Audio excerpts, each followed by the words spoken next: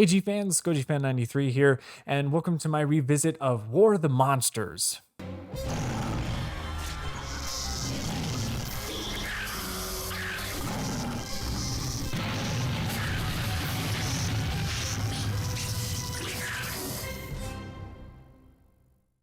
Yeah, guys, War of the Monsters. This is a classic. There's really not much I need to do to introduce this game. There are a lot of my fans and a lot of people that know this game from their childhood, including myself.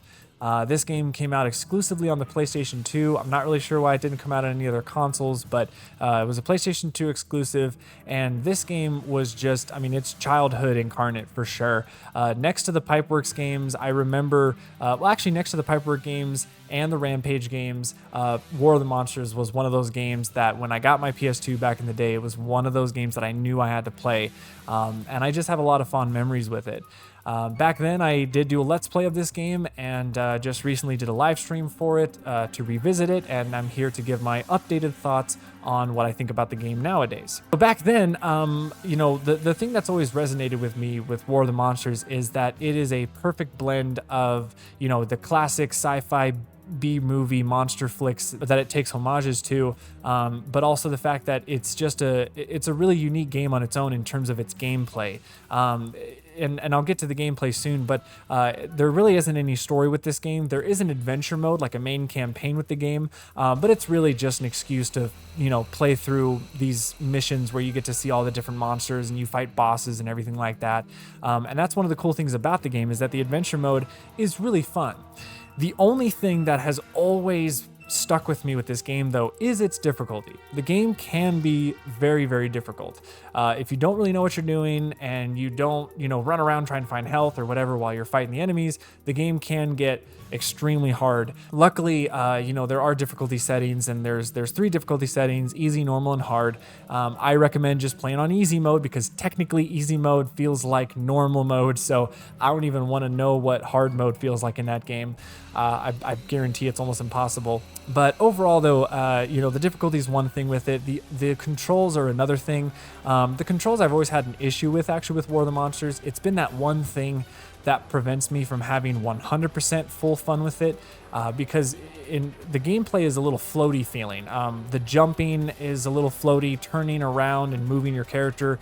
You basically move the character and turn him with the analog stick. There's no camera control to like a first-person shooter. It's just all done with the left analog stick, and in order to attack an enemy, you actually have to lock onto them by using the L1 and R1 buttons, and it's just a little awkward feeling at first. You get a little used to it as the more you play, but it can also get a little annoying when you're having to face multiple enemies, because then the camera is trying to auto figure out which one you want to fight against. So there's a few times in the game that you're trying to auto lock on an enemy that's on your left, but then the camera decides, or the targeting decides, oh, let's face this enemy that's on the right. And the other problem is, during the campaign especially, there are missions where you get, tag teams. There's like 2v1, and sometimes the enemies can just dogpile you and just get you in a stun lock and just continually to throw you down.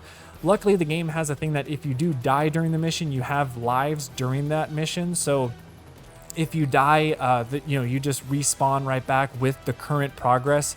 But if you do die all the way, you get a game over, and then you have to start the mission from the very beginning, which isn't too bad. It's not super harsh, but again, with the difficulty spikes, sometimes it can get pretty annoying. But the other thing that's really cool with the adventure mode, like I said, is that there are bosses in the game, and the bosses are very unique and they're very fun. And the thing that's really great about it is that they're not bullet sponges and they're not really generic. Each boss has a certain strategy to defeat them. The first boss is this like giant propeller robot looking thing with one eye, and the other thing too is that these bosses, some of them have phases, and so like the first phase of this big robot guy is you got to throw these mines that he throws at you. You just got to throw them back at him, and then when you do that, he lands on the ground, and then he starts to just run at you. He starts to shoot missiles at you. You just got to keep on shooting with your projectiles, and then his sort of third phase, I guess I would say, is where he does like this spin attack, and it's very deadly. If you get hit by it, it just flings your your monster far away. But then there's other bosses like a plant-like monster, which is kind of like a Biolante-esque ripoff, and it's really cool. The final boss is very terrifying, so I will leave that for you guys when you play the game, but the final boss can be a very big pain in the ass. But luckily for my playthrough on my live stream, it actually went very well, so I'm happy about that.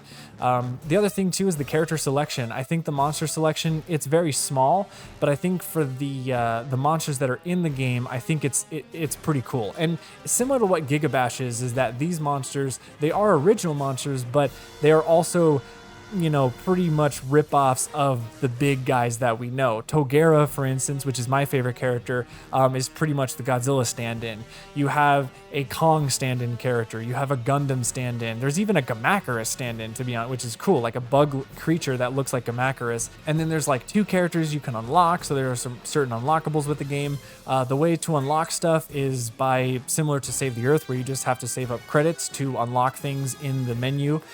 So there's that. And yeah, I mean, really the game is pretty nice. It's very simple. The other thing that's really nice about it is the soundtrack. The soundtrack, I feel, was made to have, again, to another homage to all of the movie monsters from like the 1950s all the way to like the, you know, 60s and 70s and all that. It just has that grandiose monster movie soundtrack feel that at sometimes can sound generic, but at other times I think it's so iconic to War of the Monsters itself that I think it works. Overall though, War of the Monsters is a fantastic game. There are a few things that haven't aged well in terms of, in my opinion, the controls and certain difficulty spikes in the game. But I feel like if they were to either remaster the game or bring it back to like a port or something, or even do a flat out sequel, there's so much room that they can improve and innovate on with this game, and I think that a lot of people would really like it, and I certainly would too. I would love to see a War of the Monsters 2. I think it would be fantastic. So, but yeah, it's a great game. I highly recommend it. Definitely go check it out if you haven't. But that's pretty much it. That's my thoughts on War of the Monsters, guys. Let me know in the comments below what you guys think of War of the Monsters. Have you played it? Have you not? Are you planning to play it? What are your memories with it? I would love to read them below. And that's it for me, guys. So thank you so much for watching. And as always, stay big, G fans.